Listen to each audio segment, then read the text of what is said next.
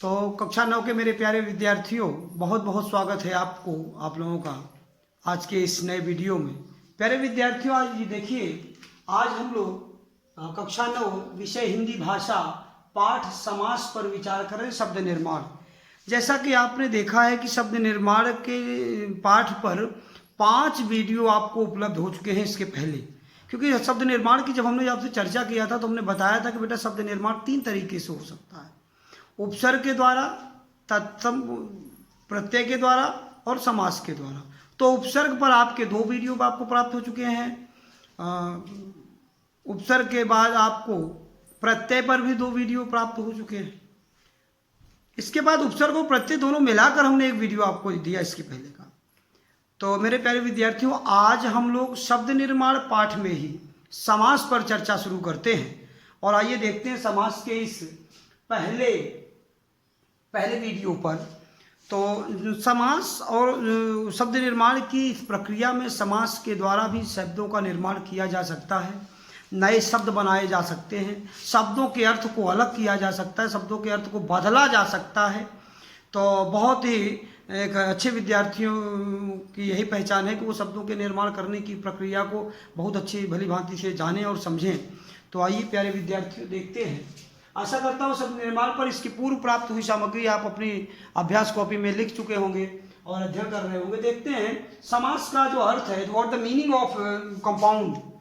Meaning, तो compound, इसको English में कंपाउंड कहते हैं। और पहले हम लोग बात करते हैं, we are not talking about the definition of compound, firstly we are talking about the meaning of compound. तो पहले सबसे पहली बात हम लोग करते हैं कि अर्थ क्या है, समास का अर्थ। यहाँ आप लिख सकते हैं क्या है अर्थ, what the meaning of compound, अर्थ क्या है समास का।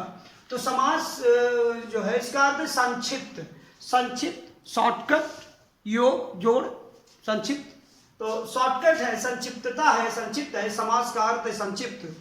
बहुत बार मीनिंग ही पूछा जाता है, शॉर्टकट छोटे क्वेश्चनों में पूछ लिया जाता है, 1 वर्ड्स में पूछ लिया जाता है कि समास का अर्थ क्या होता है। फिर बच्चे बताने लगते हैं कि समावर्ती, समान अर्थ वाले या आपस में संबंध रखने वाले 2 या 2 से अधिक शब्दों के, ये क्या है, व्हाट द, ये परिभाषा है बेटा, ये अर्थ नहीं। अर्थ केवल इतना सा है कि समास का अर्थ है संक्षिप्त। तो आइए देखते हैं, अब संक्षिप्तता जो होती है, जो शॉर्टकट होता है, वो किसका संक्षिप्त है, किसके संक्षिप्त होने की बात करते हैं, इस बात पर इंपॉर्टेंट पॉइंट है। आप ध्यान रख देंगे तो यहीं पर संधि और समास के अर्थ को अलग कर दिया जाएगा। क्यों? क्योंकि संधि में जो खेल होता है वो सबके सब वर्णों का खेल होता है। और मेरे प्यारे विद्यार्थियों, समास में जितना भी खेल होता है, जो भी खेल होता है, वो शब्दों का खेल होता है। तो आइए देखते हैं इस खेल को। हम लोग भी बहुत अच्छे से खेलते हैं, कोशिश करते हैं कि खेल हमारे आपके समझ में आए। मेरे प्यारे विद्यार्थियों, देखिए, जो ये समास इसका अर्थ संक्षिप्त और संक्षिप्त कंपाउंड, इसका अर्थ किसकी संक्षिप्तता है। तो आप यहां पर भी कह सकते हैं कि जो संक्षिप्तता है, जो संक्षिप्त है, वो किसका है, शब्दों की संक्षिप्तता है। किसकी? शब्दों की, शब्दों की संक्षिप्तता की बात करता है समास। समास किसकी बात करता है? शब्दों की संक्षिप्तता की बात करता है। डिफिनेशन की बात अगर हम करें, परिभाषा को समझने की बात करें, थोड़ा सा और समास को अच्छे से समझा जाए, तो कह रहे हैं कि 2 या 2 से अधिक शब्दों के मेल से जब एक नया शब्द बन जाता है तो ऐसी शब्द रचना विधि को समास रचना कहते हैं। मेरे प्यारे विद्यार्थियों, समझने की जरूरत है। क्या कह रहे हैं? 2 या 2 से अधिक शब्दों के मेल से जब कोई नया शब्द रचना बनता है, जब कोई नया शब्द बनता है, तो ऐसी शब्द रचना को क्या कहते हैं? समास रचना कहते हैं। अब वो जो 2 या 2 से अधिक शब्द हैं, वो किस प्रकार के हो सकते हैं? यहां पर देखिए, जैसे हम कह सकते हैं, आप कह दीजिए रसोई, आप कह दीजिए रसोई, रसोई के लिए घर, रसोई के लिए घर। शब्द वही है जिनका अपना अर्थ होता है, और रसोई का भी अपना अर्थ होता है, लिए भी अपने लिए है, और घर भी अर्थ है। तो ये 4 शब्दों के मेल से मेरे प्यारे विद्यार्थियों कह रहे हैं रसोई के लिए घर।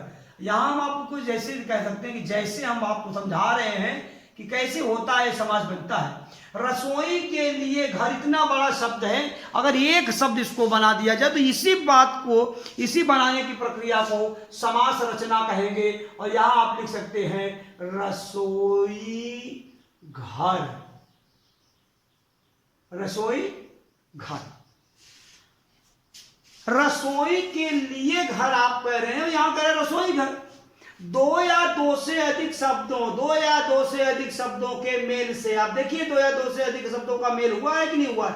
जब एक नया शब्द बनाया जाता तो नया शब्द बना दिया रसोई घर। अब क्या हुआ, तो ऐसी शब्द रचना विधि को समास रचना कहा जाता है। ये है आपका समास रचना। मैं आशा करता हूं आपको समझ में ये बात आ गई होगी।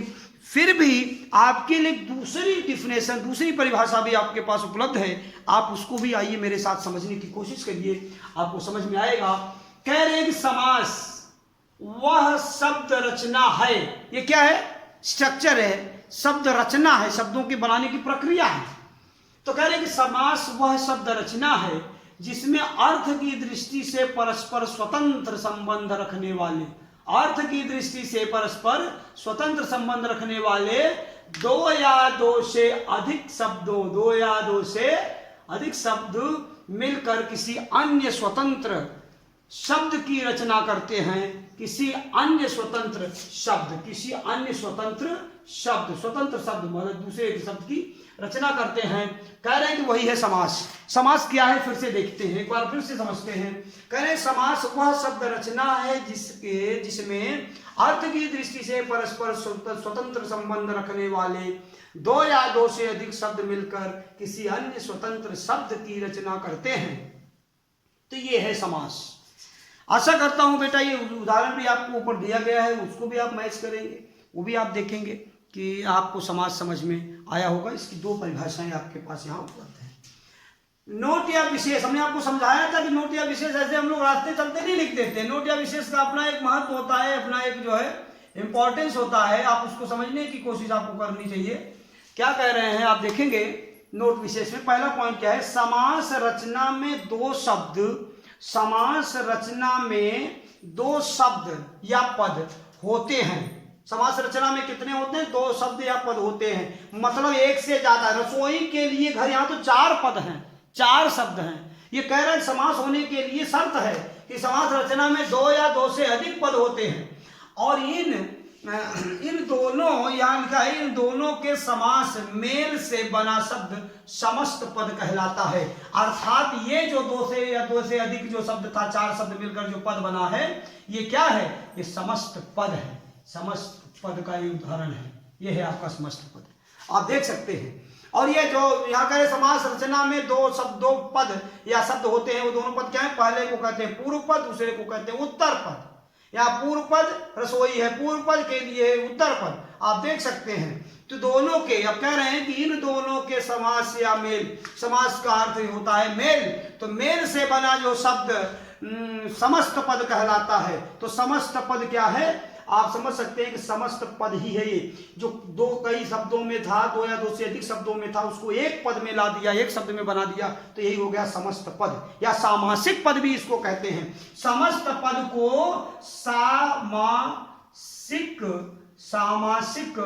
पद भी कहते हैं। समस्त पद को सामासिक पद भी कहते हैं। इसके 2 नाम मिल गए आपको।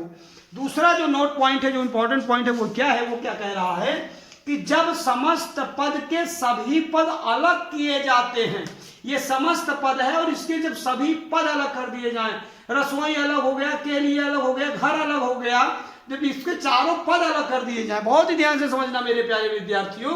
कह रहे हैं कि जब समस्त पद आपको मिला है रसोई घर, समस्त पद के सभी पद, चारों पद क्या कर दिए गए, अलग अलग किए जाते हैं, तब उस प्रक्रिया को समास विग्रह कहते हैं। विग्रह का अर्थ ही होता है तोड़ना या फैलाना। तो जब पदों को, जो संयुक्त हुए पद हैं, वो समस्त पद कहलाते हैं। जब उन पदों को तोड़कर फिर से अलग कर दिया, जैसे हमने कहा घुड़सवार, तो घोड़े पर सवार एक पद है, इसको तोड़ दिया तो घोड़े पर सवार, तो उसके लिए है घुड़सवार। तो जो घुड़सवार शब्द बना वो है समस्त पद, और जब आपने लिख दिया कि घोड़े पर सवार, तो हो गया वो समास विग्रह।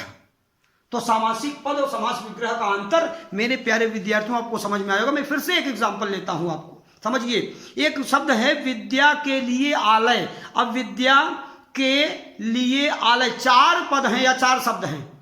इन 4 शब्दों को आप उठाकर एक साथ जोड़ दीजिए, अब बन जाएगा विद्यालय। विद्या के लिए आलय, वो क्या हो गया पद, समस्त पद। तो विद्यालय जब बना दिया तो ये हो गया समस्त पद या सामासिक पद, ये हो गया विद्यालय।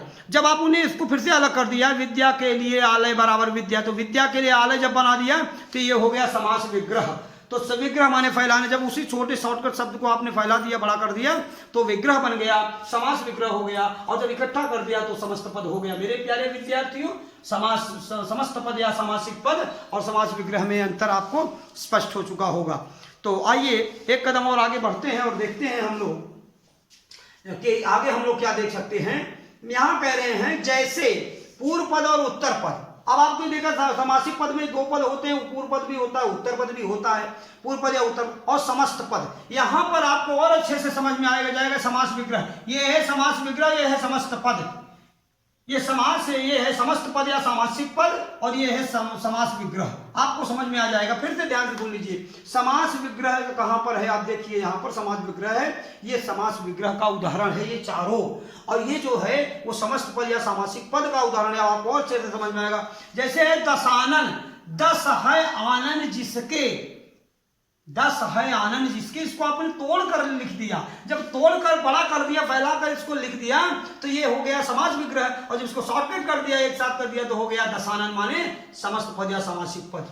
आपने लिखा है घोड़े पर सवार, ये है आपका समास विग्रह, और जब जोड़कर एक साथ कर दिया घुड़सवार, घोड़े पर सवार था समास विग्रह, और जब एक साथ कर दिया तो ये हो गया समस्त पद या सामासिक पद। इसी समस्त पद या सामासिक पद राजपुत्र है, और इसी को जब आपने तोड़कर अलग कर दिया तो हो गया राजा का पुत्र, और ये हो गया समास विग्रह। फिर है यश को प्राप्त, समास विग्रह है, और इसको आपने जब जोड़ दिया तो हो गया यश प्राप्त, यश को प्राप्त, यश प्राप्त। प्यारे विद्यार्थियों, बार बार वीडियो को सुनिएगा, समझिएगा। आपको बताएं सबसे इंपॉर्टेंट चीज, एग्जामिनेशंस में, परीक्षाओं में जब आपसे पूछा जाता है, और परीक्षाओं में जो प्रश्न पूछे जाते हैं वो होती है, परीक्षाओं की कसौटी होती है, आपके ज्ञान की कसौटी होती है। आप उस तरह के क्वेश्चनों को अगर सॉल्व करने में सफल हो गए, हल करने में सफल हो गए, तो आप अच्छे विद्यार्थी हैं। उस मेंटेलिटी को आज आप पढ़ते समय क्लास में अपने रखा करिए। अगर आप जो चीज़ें आपसे 6 महीने बाद पूछी जानी हैं, वो चीज़ें आपको आज अगर आ रही हैं, तो माय डियर स्टूडेंट 6 महीने बाद तो आप एक्सपर्ट हो जाएंगे उसके। तो आइए समझते हैं क्या पूछा जाता है। कभी कभी क्या कर दिया जाता है, ये शब्द दे दिए जाते हैं, यश है 10 है आनंद जिसके, घोड़े पर सवार, राजा का पुत्र, यश को प्राप्त। कहते हैं कि इन पदों का सामासिक पद या समस्त पद लिखिए, तो आपको ये लिखना है। फिर क्या पूछा, ऐसे शब्दों को दे दिया और कहा कि समास विग्रह करिए, ये ज्यादातर पूछा जाता है। ये समस्त पद दे दिया, दशानन लिख दिया, शब्द दे दिया दशानन, और कहा कि इसका समास विग्रह करिए और समास का नाम भी बताइए। तो प्यारे विद्यार्थियों, समास के नाम पर हम अभी आगे आएंगे जब आप यहाँ करेंगे समास के भेद। अगला जो वीडियो आपको प्राप्त सेकंड होगा वो होगा समास के ये आपका है समास के भेद। और भेद की बात जब हम करेंगे मेरे प्यारे विद्यार्थियों, तो मूल भेद जो है समास के वो 1 2 3 4 हैं, और ये तत्पुरुष समास जो है, तत्पुरुष समास जो है, इसके भी 2 उपभेद हैं। इस तरह से आपको अव्ययी भाव समास होगा, द्वंद्व समास होगा, द्विगु समास। इस तरह से जब आप इसके विग्रह कर देंगे तो कुल मिला के आपको ये जब 1 2 और मिल जाएंगे तो कुल मिला के हो जाएगा 6 भेद। मेरे प्यारे विद्यार्थियों, समास की इन्हीं 6 भेदों पर चर्चा आपसे धीरे धीरे एक वीडियो में होती रहेगी, और आप आज के इस मैटर को बहुत अच्छे से समझिएगा। अगला वीडियो समास के भेद पर हम चर्चा करेंगे, और भेद आप समझ लें, मूल भेद 4 हैं, उपभेद तत्पुरुष समास के 2 हैं, तो 2 कुल मिला के 6 भेद हो जाएंगे। इन्हीं 6 भेदों पर चर्चा हम अगले वीडियो में आपसे करेंगे। आवश्यक नहीं है कि 6 भेद आपको एक ही वीडियो में पूरे हो जाएं। आप धीरे धीरे ज्ञान को अर्जन करिए, प्राप्त करते रहिए। जो भी चीजें पाठ्य सामग्री आपको प्राप्त होती रहे, उनको आप अपनी अभ्यास कॉपी में लिखते रहिए। आइए आज का जो गृह कार्य है उस पर चर्चा करते, उस पर विचार करते। क्या दिया गया है, क्या दिया गया है कि समास का अर्थ तथा परिभाषा लिखकर याद करें। समास का अर्थ तथा परिभाषा, 2 परिभाषाएं हैं, इनको लिखकर आपको कॉपी में याद करना है। दूसरा अभ्यास कार्य, समस्त पद तथा समास विग्रह के में उदाहरण सहित अंतर स्पष्ट कीजिए। उदाहरण भी दिया है, ये समस्त पद का उदाहरण है, ये समास विग्रह का उदाहरण है, ये समास विग्रह की परिभाषा है, ये समस्त पद की परिभाषा है। आप देख सकते हैं। तो मेरे प्यारे विद्यार्थियों, इनका अर्थ इन समस्त पद समास विग्रह का उदाहरण सहित अंतर स्पष्ट कीजिए। दोनों में अंतर बताइएगा, उदाहरण के साथ बताइएगा, ये बहुत अच्छी बात है। तीसरा क्या है, उपलब्ध अध्ययन सामग्री को लिखकर अभ्यास करें। प्यारे विद्यार्थी, पूरी की पूरी अध्ययन सामग्री को आप अपनी अभ्यास कॉपी में लिखेंगे। किताब का भी जो पेज PDF में आपको प्राप्त होगा उसको भी पढ़िएगा बहुत अच्छे से। मेरे वीडियो को बार बार सुनिएगा। आशा करते हैं आप इसको मेहनत करके पढ़ेंगे। आज के लिए इतना ही, मिलते हैं नेक्स्ट वीडियो में। तब तक के लिए धन्यवाद।